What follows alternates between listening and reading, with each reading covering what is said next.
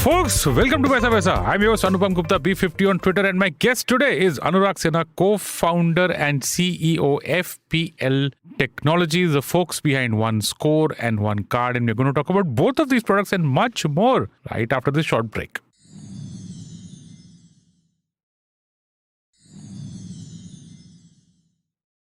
And welcome back. Anurag, welcome to Paisa Vaisa. Thank you so much for doing this for our listeners. Thank you, Anupam. Happy to be here. I've listened to your podcast, especially if which are focused on fintech, the Jitain one. So, pleasure to be here talking to you. Very kind of yours, waiting for One Card to be part of Paisa Vaisa. I'm really thrilled. It is in fact One Score and One Card. I think from the time that I've been tracking.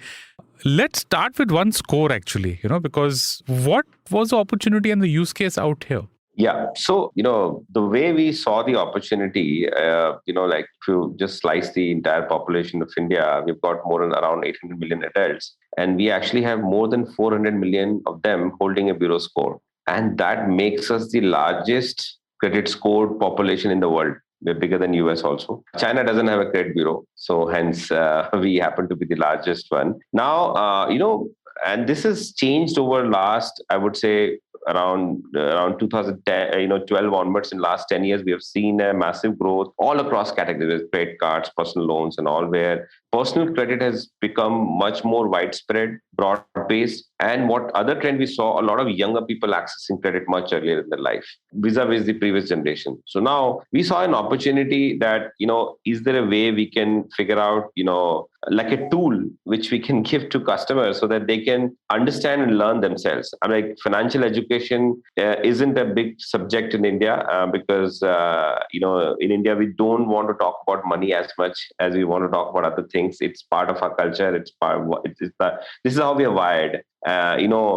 Thankfully, what we noticed that Indians love numbers because we have been taught from very beginning in our career that 33 means pass, 60 means first class, 75 means distinction. So we said, okay, if we can figure out a mathematical way to tell people, and then rest comes from there. The first idea is that, how do you get to know about it? So I think the way Credit One Score is built and what the problem it was solving is about let people be aware about their credit health and give them personalized nudges to educate them, builds lots of educational content about it, so that people can refer to it and, keep learning about this. It is still, as I said, it's like a tool in your hand. It is not an overarching product, like a full-fledged education product. It is more about insights and things like that. So does it work like your regular credit score, like the higher the better, and 795 up for 750? I don't know, 750, 800 upwards is good. Is that how it works? So 750 and plus,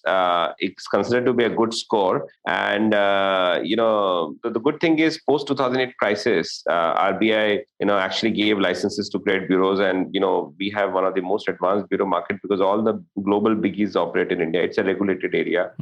Every lender is supposed to submit data. And we decided on day zero to go with a positive bureau. The way two types of bureaus are defined. Negative bureau means the banks only share the bad data. But in India, we opted for positive bureau. So this is a very rich data for banks and lenders to figure out, who has paid their loans in the past, which is a good indicator of future behavior, but also get to know about leverage. The way we are looking at the consumer side. So majority of the bureau was used by lenders to decide lending decisions. But our thesis is very simple, Anupam, that prevention is better than cure. If you get to know about your score at the time of accessing it, it's too late for you to fix it. You got to know in advance so that you can take action on top of it. And, the bureau score can be bad for various reasons. It could be your own behavior. It could be a misreporting. It could be, let's say, you believe that you're paid, but something did not happen in time. And all of this requires time for you to correct it. Fortunately, I know you caught up just last month. RBI has now brought even bureau reporting as part of ombudsman scheme. So the disputes between the borrowers and the bureau will also come under that, which will essentially allow customers to get their bureau data fixed much faster and much more, I would say, comprehensively. So the point we are trying to say is that it's too late. If you've already got a problem, then you got time to fix it. And the way bureau score works, you can't delete old data. You can only improve upon by adding good data. Okay, so you need to give it time. Yeah. So for you to understand, you have to start first of all understanding what are the factors which talk about score. Now I'll tell you what. If you look at the credit education about score, I'm like, of course, we have to commend people like Sibyl, Experian, popularizing the even existence of score in customers' mind. Earlier, it was largely a bank product. But and the first use case for bureau score came in about, can you leverage your score to get access to cheaper loans? A lot of apps and websites came about that and solved that problem. But again, as I say, we are solving slightly different problem. We are not a loan app. We don't help people get access to credit on one score. It's a pure play credit education management product. So idea is that we are essentially catering to the population which is genuinely interested to know about the score and want to understand insights how to improve on better. Do you have a tie-up with an existing bureau for the one score? Yeah, or is this... So we work with Sibyl and Experian, the two largest bureau, where they're partners. So all the data comes from the bureau, by the way. And the other thing we noticed, very interestingly, almost 25 to 30% of our customers are new to credit. Now, mind you, these guys have not accessed credit, but they're still intrigued about credit score, which is a very positive data for us to believe that in general, younger generation is becoming more aware about credit than probably the previous one. And they're looking for these sources because there is nothing else we offer in our app. So they come about because they want to understand about credit. Of course, we have a planner product there where we guide them in case you have a credit card, how should you go about using it so that your score will look like that. And if you want to actually take a credit card, you take a credit card right there so that your credit history journey starts there. Yeah. So on one score, Anurag, what are your future plans? You just spoke about how the journey's been, with 25-30% already. Yeah. What do you have lined up? To be, frank, Anupam, we got surprised by the growth. We've been almost now, 2.5 year old in that product. We have more than 20 million downloads there. And as I said, so far we have been just offering, credit score as a service to our customers. Now our customers are asking us, what next can you do? So one, we are planning to launch a personal loan product there in partnership with banks, wherein, we will essentially, pre-qualify customers based on, criteria, and we might offer them loans. At the same time, the other way look at it, a lot of customers are telling us that you're looking at our credit data and then guiding us. Why can't you take more data from us, like banks side data, and give us even more comprehensive view? Now, that's something we are evaluating, given that account aggregators are coming in. This will allow us to essentially access the data like bureau data on the fly over APIs. And then we can present a comprehensive view to the customers. Few things which stood us apart is that, we are extremely privacy conscious app. We never took access to your email or SMS. So it is actually offering the services what it has been designed for. These subtle things, people really appreciate that.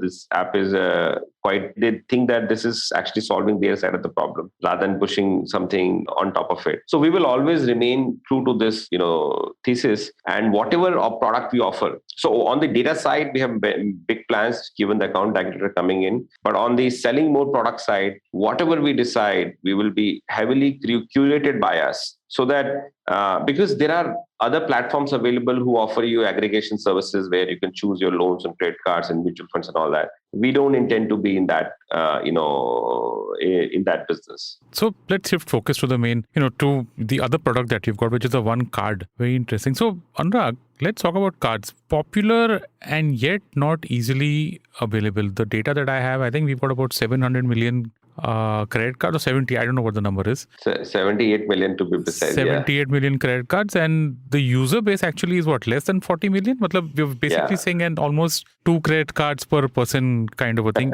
8 crore people and 8 crore cards and 4 crore people who are handling it. Where did you see the problems and what were you trying to address, when you woke up one fine day and said, I want to launch one card? Yeah. So to understand this, probably we'll have to understand little context. I'm going to take you back in the history, given that I happen to be part of banks when the credit card revolution started. So if you look at the credit card industry in India, we are in the third stage of evolution. The first stage was 90s to 2000, which was largely run by foreign banks. Indian banks didn't offer. Then came 2000 plus onwards, where Indian banks came in, ICICI, HDFC, Axis, and they grew the business. And then 2008 crisis happened. while it affected lots of businesses, it affected this business, very large because it was unsecured one. For the first time, this industry was seeing such a big crisis. So actually the base degrew from 22 million cards in 2008. We went down to actually 18 million cards in 2010. And 2012 onwards only when we saw this is a growth happening. And over the last 10 years, we've seen almost 25% CAGR, which is one of the most stable growth, in financial services, retail financial service category.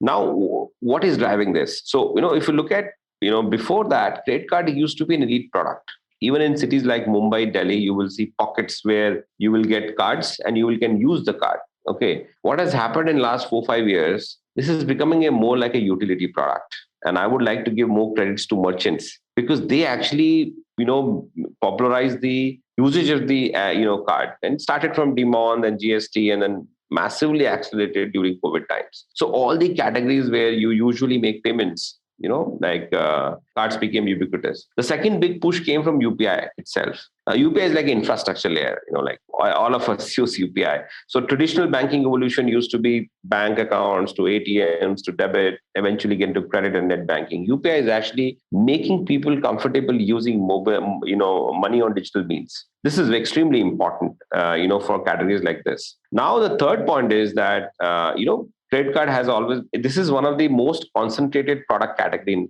the country. I'm like 4 banks control almost 70% market share in this business.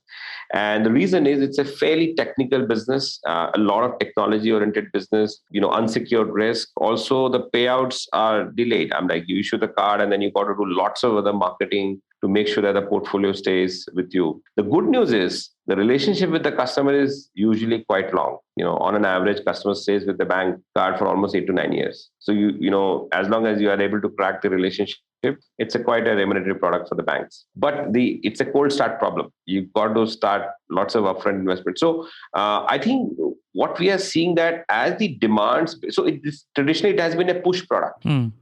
Cards used to get sold. Somebody will catch hold of you and push a product. And there is also a nuance there is, unlike most of the other banking products, it's not a time-sensitive need-based product. What do I mean by that? You don't get up in the morning and say, I want to apply for a credit card. We should do it for most of the other banking products. The contrary is also true, by the way. Anybody can be sold a credit card. And that's why it is like what we call as an FMCG product of banking. And it was pushed. What we have seen that push has become pull thanks to this utility-based orientation. Today, credit cards are not flash value product. This is largely utility-based product. And all across, you can use it. And which is what we see that, especially in the last, we talk about 80 million cards. It was just 40 million just 4 years back. So this is doubled in last 4 to 5 years. Okay. The other thing to note about is that India is becoming super young. And, when, like younger people, population having massive aspiration, and they don't want to wait for things to happen. Also, a lot of consumer behavior have shifted from asset creation to consumption, and these are trends which we're just riding on that. So all of this is adding, the demand generation for this. Now, I'll give you a small anecdote.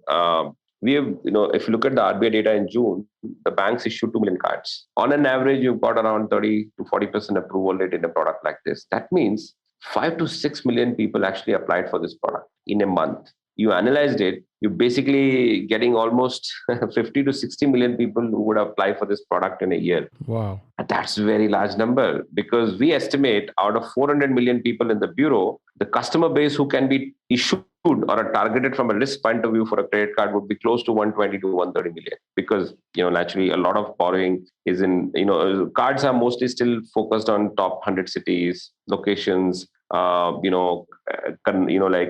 comfortableness with the, digital medium to use credit and things like that. But it's rapidly growing. So I think what we are seeing is very tip of the iceberg.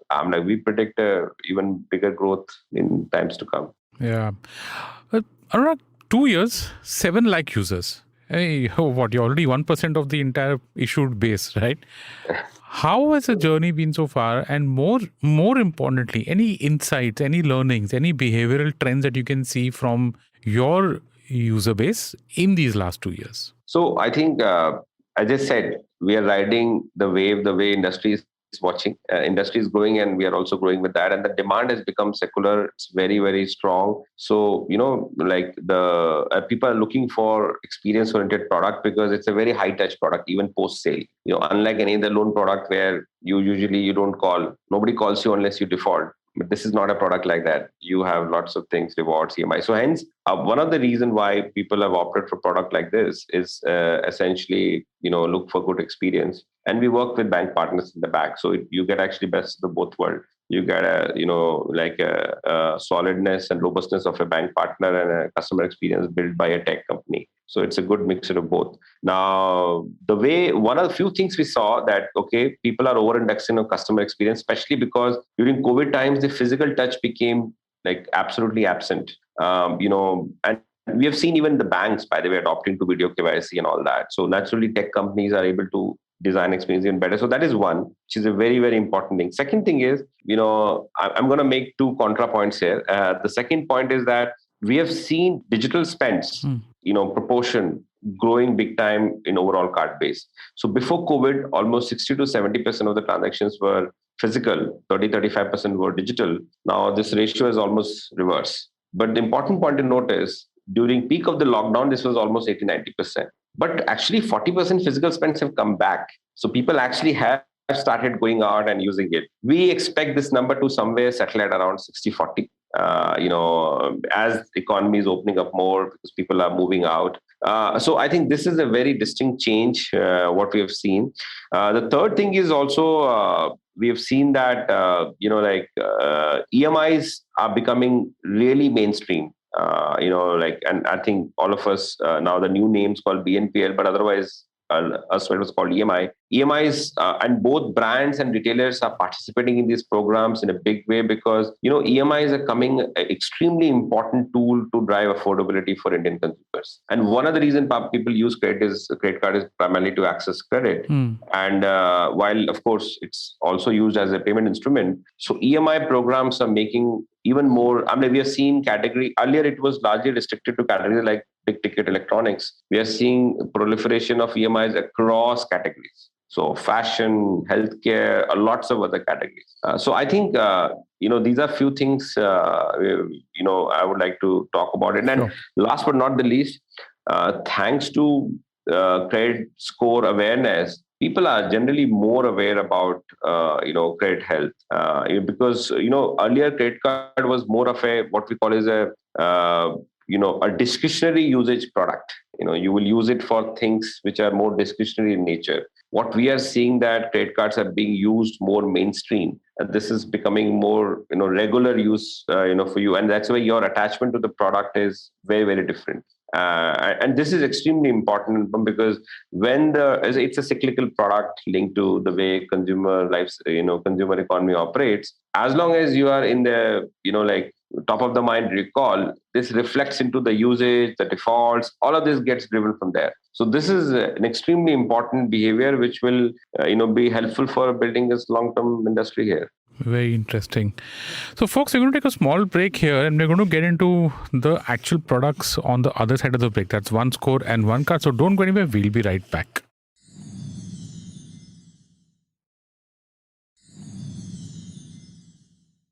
And welcome back. Anurag, let's get into the product One Score. I want to understand how One Score actually helps me to improve my credit habit. Before we went into the break, you spoke about how EMIs are becoming popular.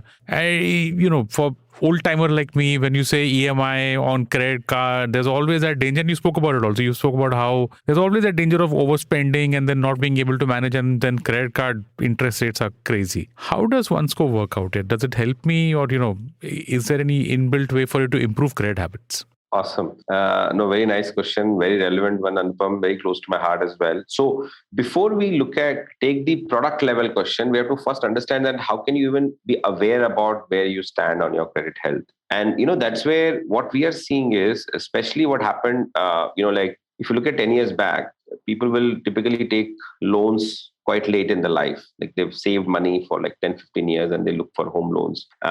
People like me, when I was young, I'm 45 now, by the way. So like 15 years back, when we were like 3, 4 years in the job, it was a kick for us to take a house loan and buy a house, which was very different. But the current generation is accessing credit much earlier and much more consumption oriented, and they're doing it more frequently. So, even if you take my score, you will probably take 3, 4 cards and probably 2, 3 loans. But many a time when I meet young customers of ours in one score, they've accessed actually more than 6 loans in 2 years itself, or like in a year itself. So the first stop is that, and the reason is because the consumption is driving, and consumption credit is much easily available at the point of consumption, thanks to a lot of good work done by both banks as well as tech companies in that area. The point is that it creates a problem that how do you track all of these loans?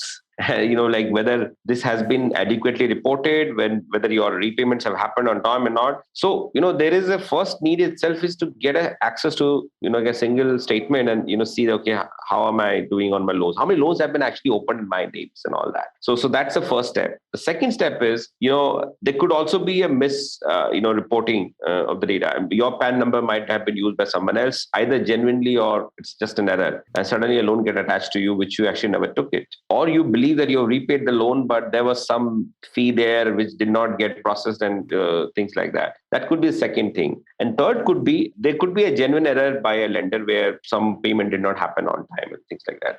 Or probably you missed the payments. So what I'm trying to say that if you look at this, the first two stages are pure matching. It's almost 30 to 40% is this. As long as you can solve this itself is a big task. And then, of course, is the second part, which is how do you help people, make sure that, your payments on time. Now, the first step is, okay, you took a loan, probably more than what you can pay. That's one problem to solve. But because we're talking about lots of small loans, there is a very high chance that you just miss because you just did not pay attention to it. And many times the loans are being taken at merchant place. You don't even know the lenders behind. Of course, RBI is trying to solve all of that, so that you are more aware of. But if you are able to track your credit health, then at least there is a, promptness in the customer to make sure that they are able to repay on time. The second thing is, this is what I call is the carrot approach, but also is the stick. Is like if you miss a payment, let's say somebody's taken a loan of let's say 10,000 and his EMI is hardly $1,000, and they say fine, even if I miss by like 5 days, how does it matter? They don't know that this will affect probably a 50 lakh rupee home loan which they will take after 3 years. So when you're able to understand the impact of your action, the way the credit scoring is done, then your attention towards this is much more serious. And you also have to remember the context of financial education we spoke about earlier. In general, we don't like to talk about money. We don't want to talk about money with our parents, with our colleagues. We have seen this change in the investment side. A lot of people invest the way their friends invest, or they talk to their colleagues, but credit is still much more personalized. Because the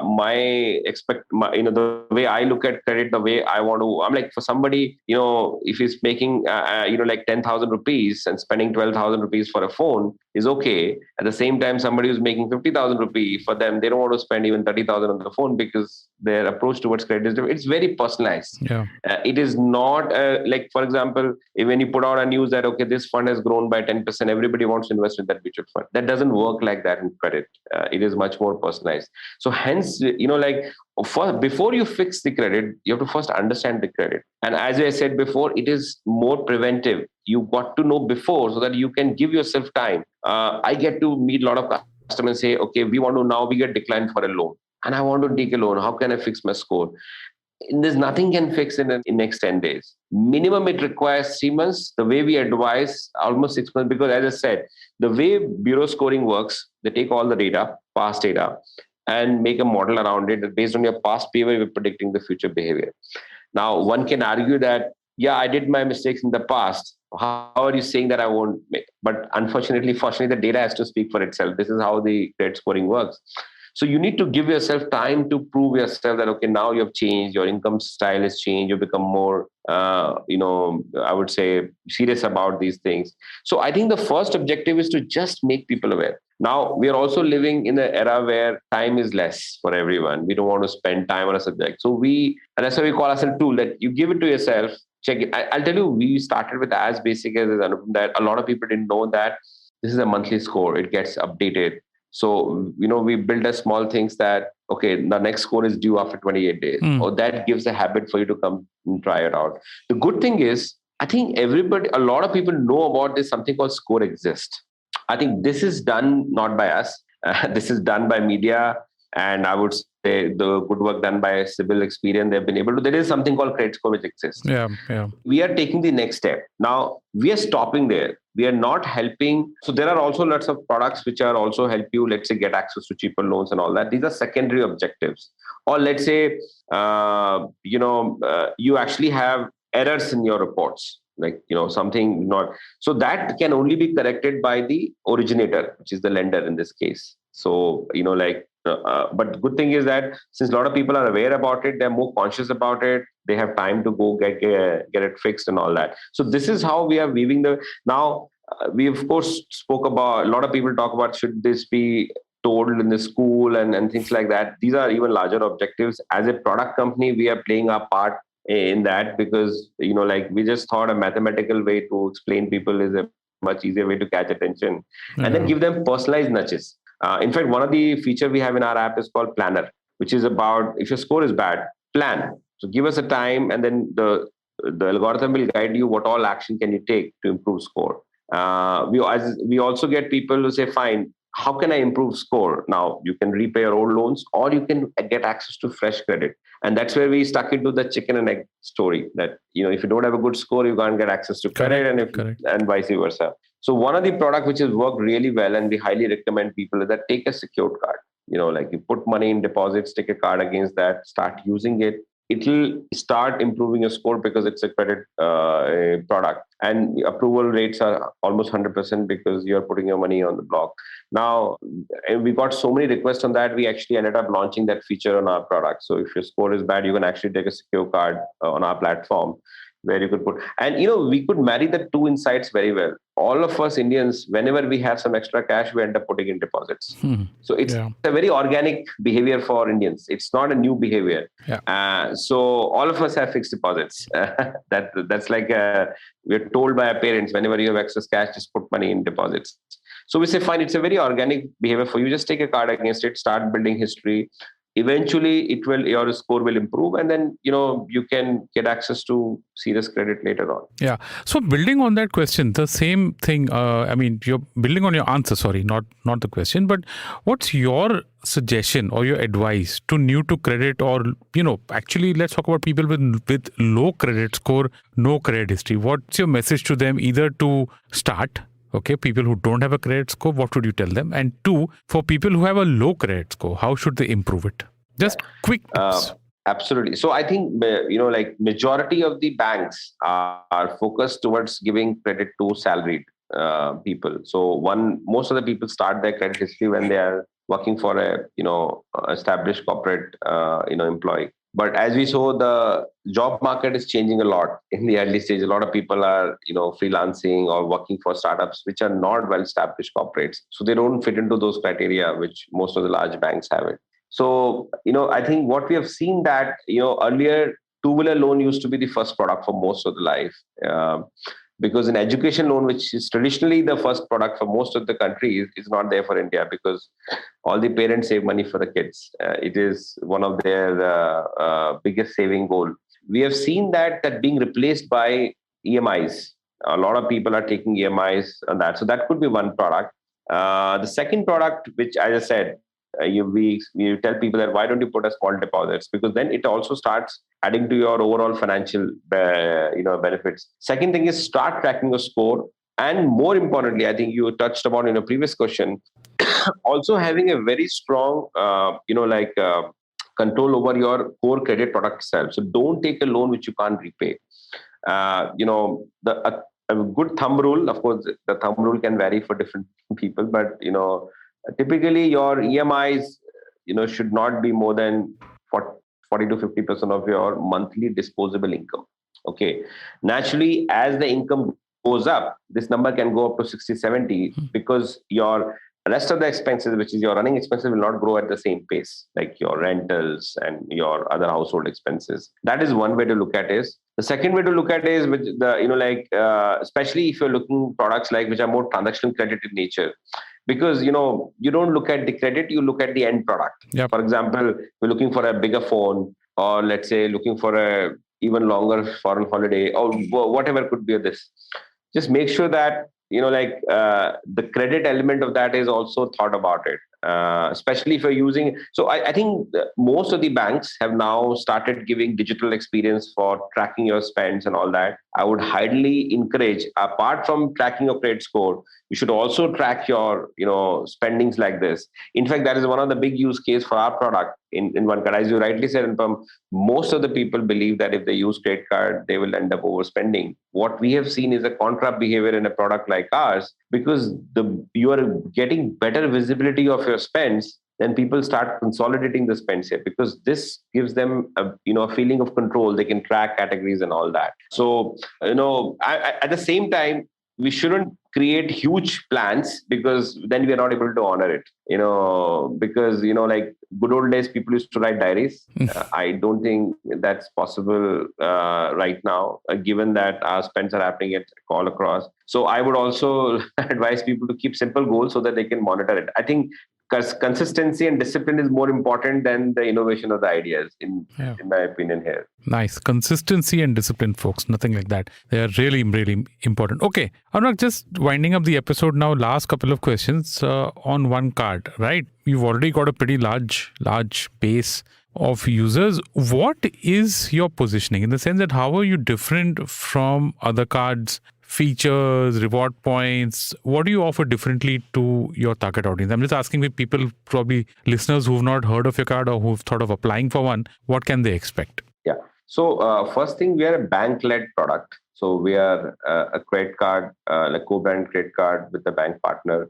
And hence, first of all, the way the card is positioned, the way underwriting and the risk segmentation happens is very much like a bank operates on. And you're making this point, folks, just so that you differentiate from other products in the digital products in the market, which I think typically are prepaid instruments or credit line instruments, whereas absolutely. You are a proper credit card. Absolutely.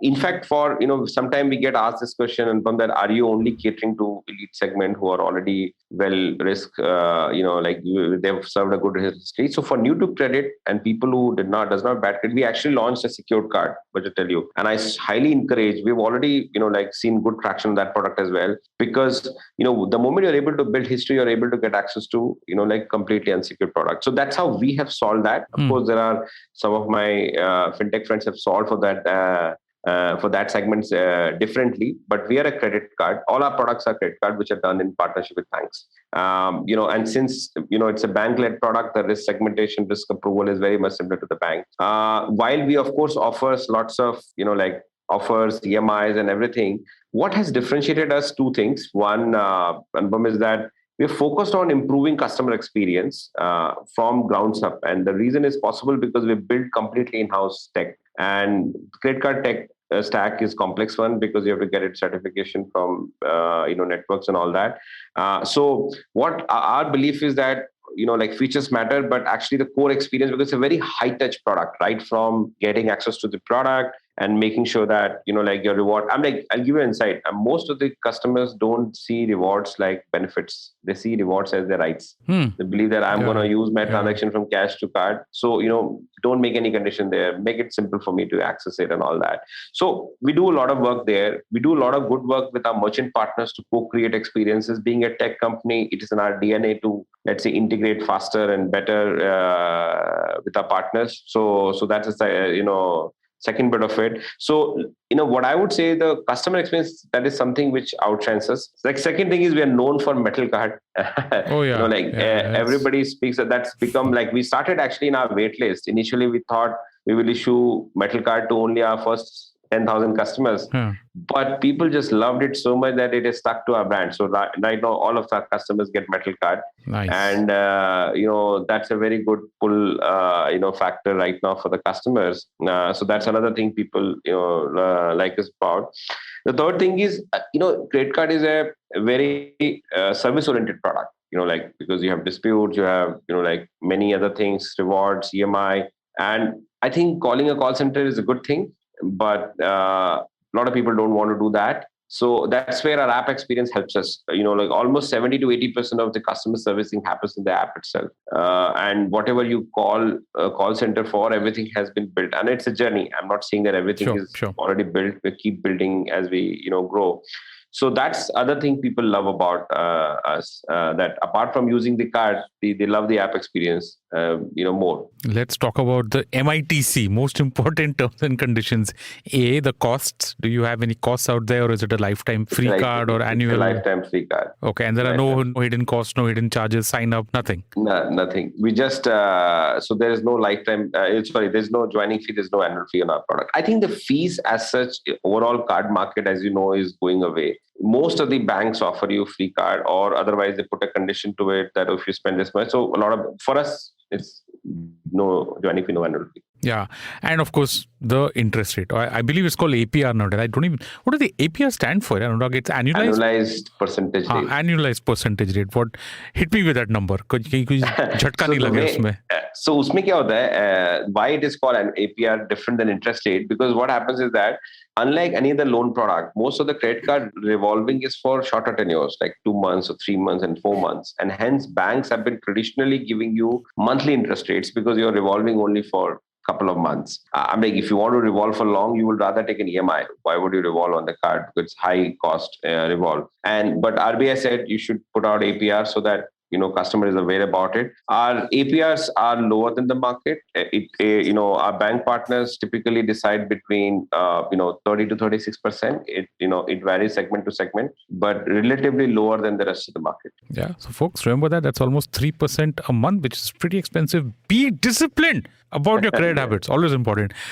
Talking of which, how does the EMI work? Would also have an interest rate, right? I mean, yes. Let's say let's just say that I buy an iPhone of, I don't know, $50,000 and I stagger it at 10,000 per month for 5 months. How will that work for me? So typically EMI interest rates are lower. They are in the range of around 16 to 17%. So through your program, I would highly recommend people to, if they want to have a flexibility of repayment, they should offer EMI rather than revolve. I agree with that. Having said that, EMI, there are two methods for EMI conversion. A lot of customers opt for EMI at the point of transaction itself. That is called no-cost EMI, or rather zero-cost EMI as it's called. In this, what happens that interest is charged to the customer, but it is paid by the brand or by the merchants. And we have players like Pine Labs, Razorpay, enabling that a lot. So we are, of course, partners to them. So that is one way to look at it. In this case, like example you said, you will not pay the interest. Rather, it will get charged, but upfront discount will be paid by the brand to the transaction itself. That's one way to look at it. And it is disclosed to the customer as part of the upfront transaction itself. The second way to do it, when customers decides to convert EMI after the transaction, and we allow that in our app itself, and there, of course, the interest will be charged to you, and it will be paid by the customer. So we have interest paid by the merchant stroke brand upfront, or interest paid by this. So EMI is a very good way to bring flexibility in managing payments on credit cards. I would highly encourage, all your customers to not only on us, but even any other credit card they're using, please use it more effectively. Yeah. Listeners, Anurag, I wish that a podcast doesn't have customers as yet. We don't charge for it. But folks, just a small note out there, when you're doing any of these EMIs or BNPLs, please just look at the terms and conditions. I think, Anurag, all providers now have to give a detailed chart or a table explaining the monthly outgo interest rate. It's pretty much upfront and transparent now. There's no way that you can sneak in something out there, right? Yeah, absolutely. The RBI, especially the last guideline, made it even clear. But just want to clarify, since we are always been bank-led, so, like all the MITCs are built by the bank partners itself. So we are displaying in our app from day one, and the bureau reporting, the statements. So we operate like a traditional card as far as those parts are concerned. Yeah. But you're right. Now, even more disclosure, RBI has put out guidelines like if the card is not being used it's been inactive, it has to be cancelled and things like that. So again, a lot of customer protection measures have been announced, and where tokenization is happening, this will allow people to safeguard their cards which are stored at the merchant place. So a huge focus, because what happens is that as the proliferation of these products are increasing, this is becoming more broad based. So it's no more restricted to, let's say, a one set of customers. This is all across, across 100 cities. So definitely, we have to inbuild these mechanism in the product itself, so that we avoid any adverse impact of digitization. Yeah, folks, that's why it's called MITC, most important terms and conditions. Okay, Anurag, last question before we wrap up. You've got a very interesting positioning, right? You've got a metal card for digital savvy customers. So it sounds quite interesting. What are your future plans? So I think, metal will continue with us because it is it's like a brand people associate ourselves with. Now, I think the question you are trying to ask me is that, will plastics die in future at some point in time or something like that? So I think very relevant question. I get asked this question a lot in a lot of my interaction with, especially the, young customers or engineering communities and all that. So very valid question. And because we have seen, look at UPI, it is a completely homegrown solution, and it kind of leapfrog. It's the largest interbank interoperable system in the world right now. So as a tech company, we will be extremely flexible in building products as come in the future. We're very excited about, RBI just announced a RuPay credit card to be used on UPI, or something else might come up in future. As a tech company, we will be happy to innovate around that. Because, the reason why, my belief is that the credit card systems are proliferating is because it's a very good mix of merchants and banks working together. Because credit card is an intermediate product. Like, let's say you take a personal loan, you take a home loan, you take a savings account. It is between you and the bank. Credit card is all about merchants. You take it for something to use it for. And I think that any new product which is trying to solve for transaction credit has to serve this purpose. So we are happy to innovate around that. We are a tech company, so our ability to build will be even better. So UPI credit, or let's say touch credit, or or I don't know what other forms of credit will appear in India. Yeah. Given the size of the opportunity, we would be one of the first one to take advantage of that. Fantastic. And on that positive and exciting note, that is a wrap on this episode of Paisa Vaisa. My guest, Anurag Sinha, co-founder and CEO, FPL Technologies, the good folks behind one score and one card. Anurag, thank you so much for doing this for our listeners. Thank you, Anupam. Happy to be here. Great to have you here. And listeners, thank you for listening to this episode of Paisa Vaisa. If you like this podcast, don't forget to subscribe to our YouTube channel, where you get all our video episodes. You can check out other interesting podcasts on the IVM network. You can listen to us on the IVM Podcast app or ivmpodcast.com. You can also follow us on our social media. We are IVM Podcast on Twitter and Instagram. And if you want to reach out to me, folks, I'm your host, Anupam Gupta, B50 on Twitter. Thank you, really, thank you, folks, for listening to Paisa Vaisa.